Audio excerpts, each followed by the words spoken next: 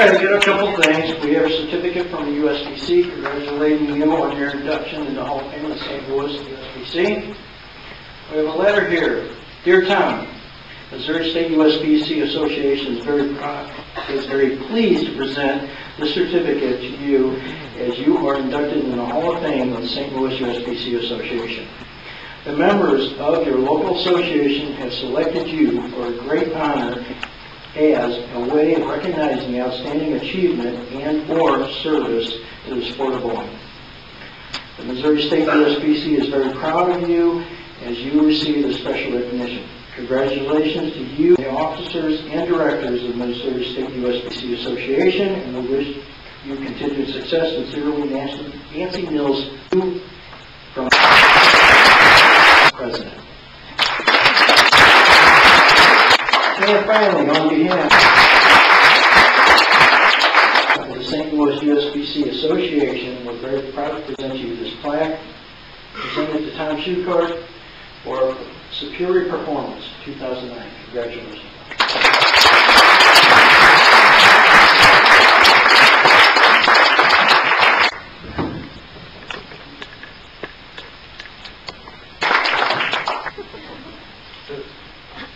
Thank you so much. Thanks for taking my glasses. Dave, that was incredible. I don't know who was more nervous, me or Dave. Dave's got a lot of dirt on me. I told him to be nice. He said, when am I ever nice? I truly appreciate it, Dave. First off, I'd like to thank the Hall of Fame committee and all its members for this incredible honor to be inducted into the Hall of Fame. I'd like to congratulate all the award winners tonight, the youth, for your scholarships, the higher average, and a special congratulations to my fellow honoree tonight, Mr. Tom Dawson.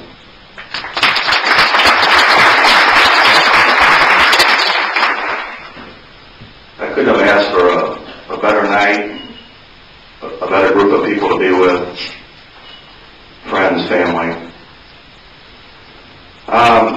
I could go on about stats. I'm just going to hit a little highlights, some of the things I've done, some of the highlights I felt important.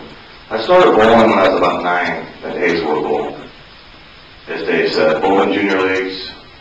It was something to do on Saturday afternoons, to be honest with you, because we were playing baseball, soccer back in those days, everything. I didn't take bowling as serious as I should have. And it was an avenue for me and my brother to meet girls. And my brother was older, so he could drive, so it was cool. No, we had a great time. It was Hazelwood Bowl treated us great. My good friend Gary Sullivan, his family, and him ran it forever. Then Sal took over. So that was about 15 or so when I stopped bowling. And I was playing baseball and soccer and all that. But when I look back, I had a 164 average. That wasn't too bad back in the early 70s. And I bowled with a good friend of mine, Kevin Hall. That was really the main reason I stopped. I was always trying to beat Kevin. I finally beat him high average my last year in junior league, so I stopped bowling. I'm like, okay, it's bowling. What else is there? And, I did stop bowling, but I stopped bowling in the junior program, which in the end I regret it because I lost like 3-4 good years. And it's so good to see these junior boys bowl nowadays. Give it your all. Don't give up on it, because one of these days you can earn accomplishments that other people in the room have tonight. So, how did I get back on the bowling? I never quit. I was still doing open play.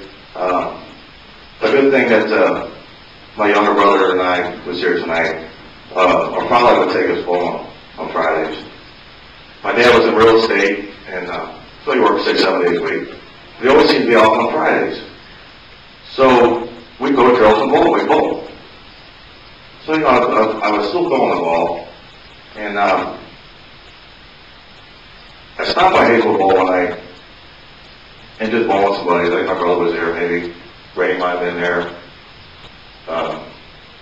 And Gary, the ultimate salesman. If you guys know Gary Sullivan, the ultimate salesman. And Gary's not much older than I am, but I was at the bowling alley every time I was there. Garrett was there, whether he's working or this time he's working. So he called me and said, I need your help Friday nights. I gotta have a team. So get a couple of your buddies. So I did, and that's how I got back in the bowling. And then first year of bowling, I averaged 188. I thought, wow, that's a pretty good improvement. But that game has changed. I've watched so many guys out there averaging 200. They're doing this. That's what I wanted. So I got hooked. And I started practicing. I practiced hard because I really wanted it. The very next year, I went to 212, and I was hooked. I was done. And so they say the rest is history. But you got to really work at it, and I worked at it so hard. And I bowled my first 300 game in 1979 with my buddy Dave. He asked me to sub over at Dick Weber Lanes. So I go over there and I sub. He's bowling with Hector Rojas, a couple other guys. And I shoot 300. So then I shoot, I think like 258, 206, 764. I'm like, I'm happy as a lark. And when I shot my first 300 and everything else, Dave looks at me and says, you blew 800. I'm like, what the heck's 800? I just shot 764, I shot 300. What is now 800? That's the next pinnacle. I'm like, oh man, this game's hard enough. I just shot the perfect game and now you're telling me I gotta do something else? So once I realized what it was, that was my next goal to strive for. And believe it or not, I shot 6 series between 795 and 799 before I got to 800. I realized how hard it was. But I finally got my 800 a couple of years later, 1981. Of course, Hayes football, everyone knows for a goal. And lanes 23 and 24. At the last, or like 213 or something, the first game, opening night. Back then I was a hothead. People that know me now, they think I'm a nice guy. I wasn't a nice guy. I was a hothead. I missed the 10th. I was the 10th and the 9th, missed that. Got home, man, left another 10th in, missed that. First night, I see the next, I start striking. Well, I never stopped striking. I do 23 strikes in a row. And sailing lane 23, looking back-to-back 300s. I leave a stone 479 in 1981 with a yellow dot. That ball was packed. I couldn't believe it. And I was going Don Herndon and Ed Buke and those guys on 23 and 24, and they were all mad at me because I was going so good. You know, Don was my coach. But it was an unbelievable feeling. I shot 810. I said, oh, I finally accomplished that. And I just moved on from there. Losing my place here, but that's all right. As my son Michael told me last night, Dad, it's your night. You can do whatever you want.